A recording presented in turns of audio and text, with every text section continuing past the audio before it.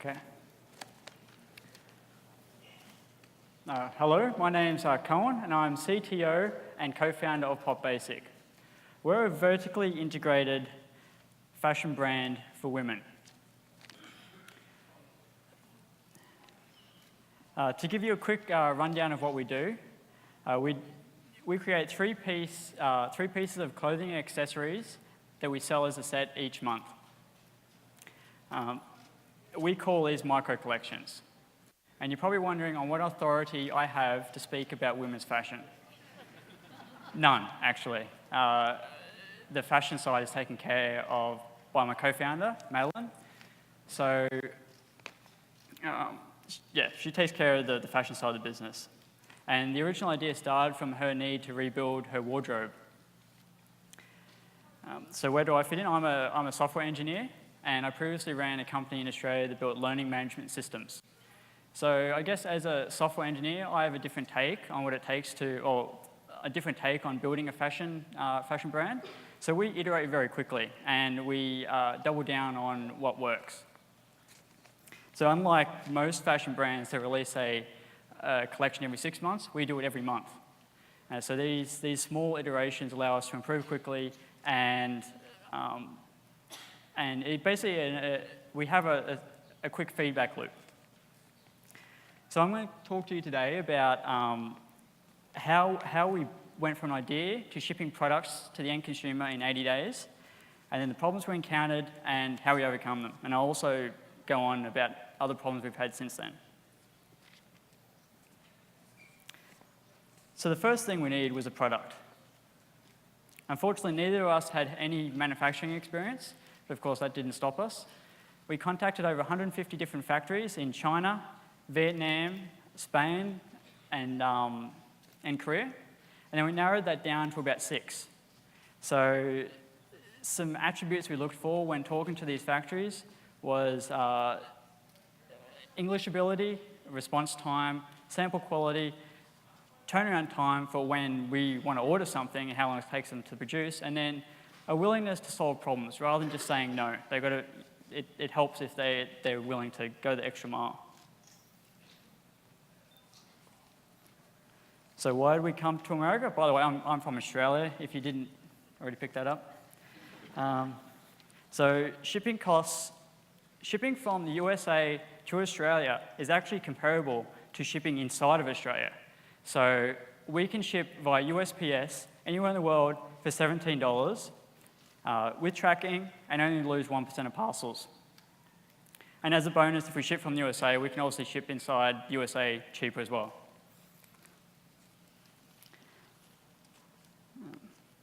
So the reason we chose, we're based in San Francisco, the reason we chose San Francisco was the startup-friendly culture of the Valley as a whole, and particularly the pay-it-forward mentality. That's something we really, really like. So when we decided this was what we wanted to do, we sold everything and came to America with 2 suitcases. And we were initially here for 90 days, and of those 90 days, we spent the first 80 creating our products, liaising with manufacturers, marketing, building the site, etc., and then placing our order. The remaining 10 were used to ship our products and starting our visa process, which was granted 9 months later. And here it is, all roughly 1,000 pages worth. And I think during that 9-month period, I actually spent equal amounts, maybe more, on the visa than the business, unfortunately.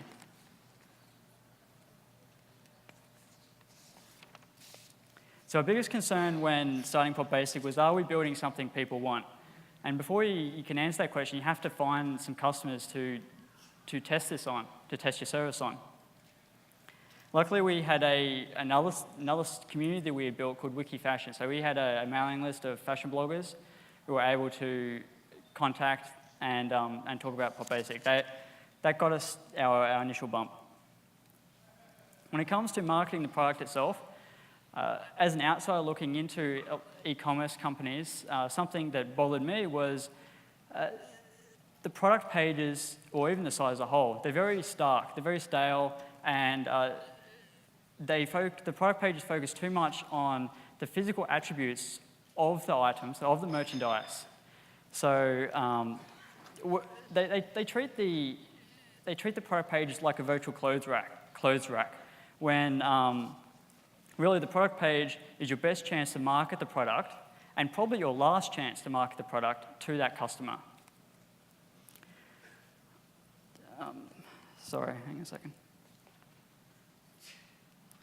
And obviously to market to them, you've got to understand why they're buying. For us, we believe that women shop because they want to feel good and happy about themselves. So what we're really selling is emotion. And we do this by telling a story in a relatable way, and we do that via video. So if you have an e-commerce site, you should think hard about the real reasons why your products, like why your customers are buying your product, rather than just the physical attributes of that product.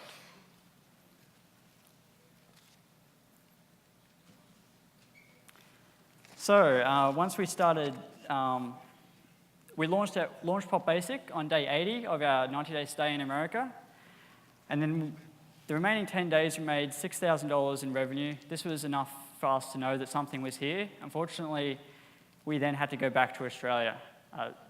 And so we sent our remaining inventory to a third-party fulfillment center. And I guess it was my dream to have everything shipped via an API call. This ended up being a disaster. And we quickly learned that things were being delivered late, they were being damaged. We quickly learned we had to come back to America as fast as we could to bring fulfillment in-house, because shipping times and quality of service are very important to us. It's a huge part of our brand. So as we grew, we thought creating 3 pieces a month would be easy. It's certainly not. Our biggest problem so far has been Chinese New Year.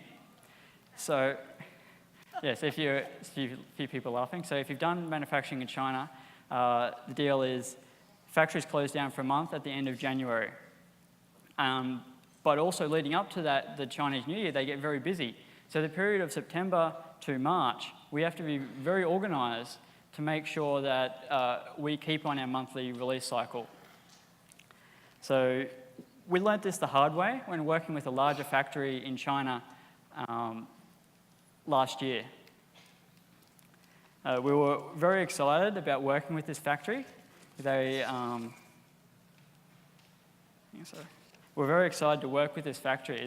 They'd worked with Target and a lot of high-end fashion brands, and after working with a little bit with them, their processes were much more professional than anything else we'd worked with. But we were wrong. We thought we'd hit gem, but we were wrong. So basically what happened is we placed an order in September for a delivery in late November. Late October. But then October became November, and we could handle that. But then November became December, and December became January. And then because of they were shutting down, they said that we weren't going to get our blouses until March. And obviously that's really bad. We had paid a 50% deposit, and so that combined with not having anything to sell for months almost killed our business. And they just didn't care because we were small fry. We were just continually bumped for larger clients.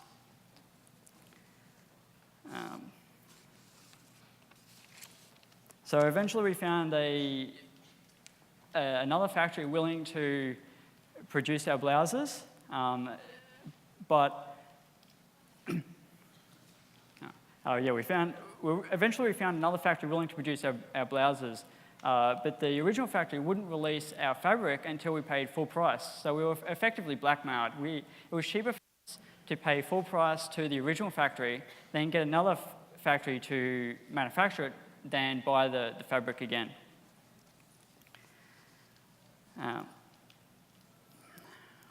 And this was 10 days before Chinese New Year. It was quite a hectic time. So, and on top of this, another factory just decided they weren't going to produce our stuff either because they too were busy. So if you're going to work in China, be very wary of the September to March period, and don't discount smaller factories, because they're going to be more willing to work with you. So what have I learned from building a fashion brand and manufacturing in China? Make sure you're as organized as possible, so you've got room to move when something goes wrong.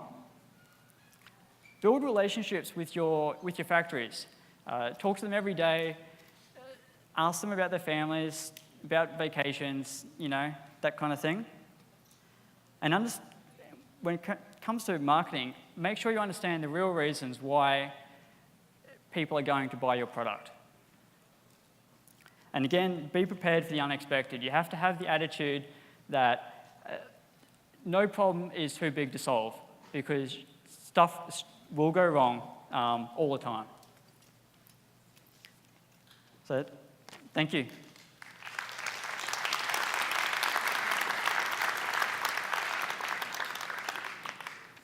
So if you want to check out Popbasic, you can go to popbasic.com. We're on Twitter, Facebook, Instagram, Pinterest, Winello, etc. And yeah, any questions? Not so much a question, but myself and probably many of others can commiserate with you on dealing with China issues. Right. Just blind cancellations. Yeah, we've learnt a lot. And what I've learnt is don't be the smallest customer. Just don't. Because you're going to get bumped. So yeah, we've had a lot more success working with the smaller factories that are willing to go the extra mile for your business. And yeah. Any other questions? Can you tell us more about how you launched? You mentioned bloggers and those relationships, but Yep. You achieved a lot. I'm just curious how. Right, okay, so Madeline, my co-founder, was mainly responsible for this, so I'll talk the best I can about this. So we did have a mailing list from our previous site called WikiFashion, and they were just some bloggers that knew us and respected us. So we told them initially about what we're doing. They did a few blogs. Madeline reached out to other bloggers that she knew and liked and spoke about what we're doing and what we're going to do. And they again did some blog posts. Same thing with YouTubers. We use YouTubers a lot. And we naturally, the nature of the product, we get haul videos and unboxing videos of our product. So we get that. And we got a few press articles. So back home in Australia, we've got a couple of news articles, and in San Francisco, we've got a few news articles as well. So I hope that answered your question. Yeah? Okay.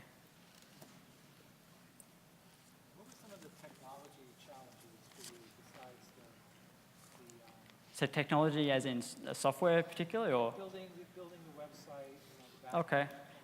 Okay, so I'm tech, and I guess maybe I didn't talk about that because I guess what I find easy. So we use a custom stack. We don't use Shopify or Magneto or anything like that. So we use Node. We actually have a bit of a different stack. So we serve out the full HTML on first request, then build a client-side app and run the same code so subsequent navigation is faster. So in terms of challenges, I guess that was a bit of an interesting experiment for me to see if I could do that. There wasn't any particular challenge. I guess it's a pretty simple site at the moment. If you go there, we just sell products. There wasn't any particular challenges. Yeah, I hope that, yeah. I would be personally really interested in your technical vision of where, for example, a site like yours goes to. What is a technical feature would you think in 1 or 2 years we see in fashion e-commerce? For example, I work for the iconic.com.au in Australia, which is apparently not the biggest fashion site there. Yep. And we were thinking about videos. We were thinking about, for example, ASICS does in the UK, but that didn't find any traction in terms of numbers. Right. So what do you think with Popbasic? I checked it out, that site actually before you were actually talking about it at that stage. I checked it before because Okay. we had quite an interesting, fresh look, and it's quite easy to search your site. But still, I don't see any kind of magic on that side, which is No, I mean, I wouldn't say there's a huge amount of magic. And I guess I kind of feel that there's a lot of the new e-commerce sites also go a little bit overboard. There's things moving everywhere, and they forget the reason why, like people coming there to buy stuff. So I don't want to overload. I just want it to be fast. I want it to be fast. I want it to be clean and easy to understand. So I like design. I like designs to be cognitively simple. I don't like to look at a site and go, I have no idea what's going on here. I want to know instantly the primary action that I should be doing.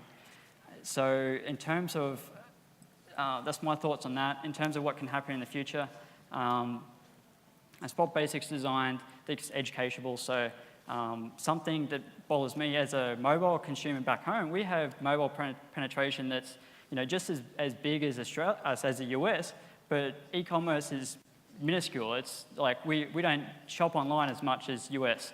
And that's mainly because we have that extra latency between the US and Australia. We have the bandwidth, but we don't have the latency. You add up, you download all these assets, and you add up all the latency in between each request, and all of a sudden you've got a site that's unworkable.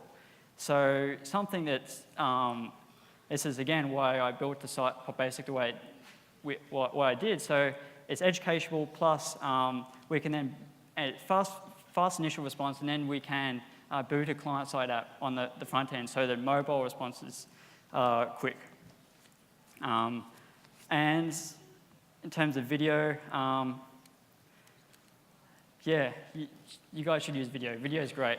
There was a stat that came out. I'm sorry, I'm going to say it wrong, but it's something like the age group from 18 to 34-year-olds are 65% more likely to purchase after watching a video than older age groups. And that was a study done by Google. So look it up. My numbers are probably slightly off, but something like that. How many employees do you have? How big is the company? Myself, my co-founder Madeline, and contractors. So we don't have any other full-time staff at the moment. So we have we now, after having these problems in China, we have someone on the ground in China that helps us manage our production schedules. So he will talk, when we get in difficult situations, he will talk to the factories on our behalf, and you can visit them in person. Yeah. I think we're out of time. Sorry, Coen. Okay. I hope, sorry. We have our panel. Awesome. Thank you so much, Matt.